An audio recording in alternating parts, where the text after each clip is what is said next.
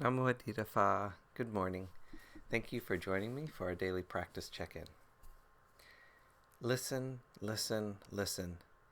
This beautiful sound calls us back to our true home.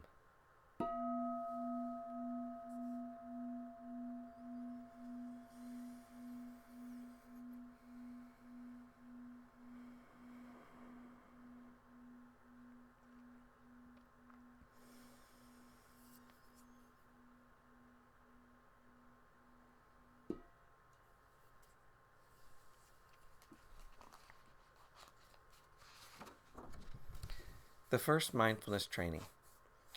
Aware of the suffering caused by the destruction of life, I vow to cultivate compassion and learn ways to protect the lives of people, animals, plants, and minerals.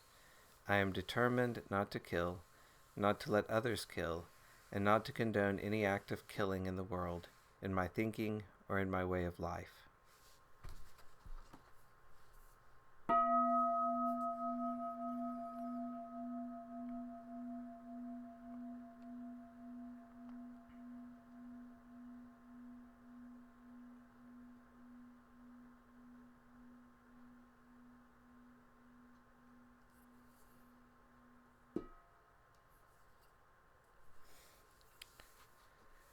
We're continuing to read Ajahn Thanissharo's essay on the weight of mountains from his book, The Karma of Questions. To meet this need, the Buddha talked about dukkha in another context, the Four Noble Truths. Here, for strategic purposes, he divided compounded experience into three truths: stress, its cause, craving, and the way to its cessation, the Noble Eightfold Path. Uncompounded experience he left as the remaining truth, the cessation of stress. In defining the first truth, he said that compounded experiences were stressful only when accompanied by clinging. In this sense, flower gazing isn't stressful unless we cling to the experience and try to base our happiness on it. So it's obvious that in these two contexts, the Buddha is speaking of dukkha in two different senses. Ajahn Suwat's mountain metaphor helps to explain how they are related. The heaviness of the mountain stands for dukkha as a common characteristic, the stress inherent in all compounded experiences.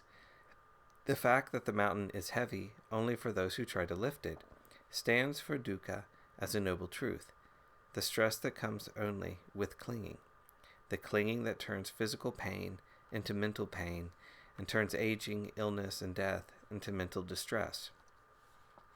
The Buddha taught dukkha as a common characteristic to make us reflect on the things we cling to. Are they really worth holding on to?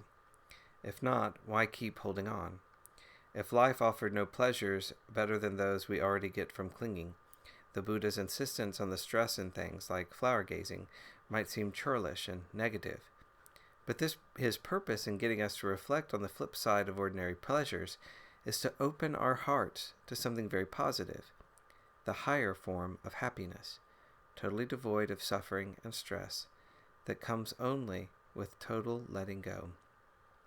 So he also taught dukkha as a noble truth in order to focus our attention on where the real problem lies, not in the stressfulness of experiences, but in our ignorance and thinking we have to cling to them. And it's a good thing, too, that this is where the issue lies.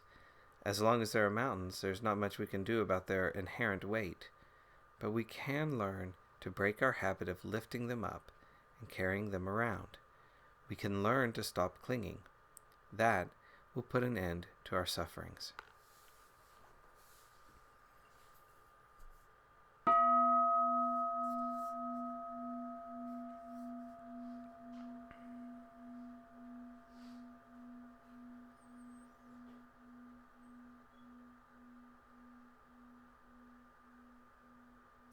May all beings be well. May all beings be happy. May all beings be peaceful. Sadhu. Sadhu. Sadhu. Thank you for joining me this morning.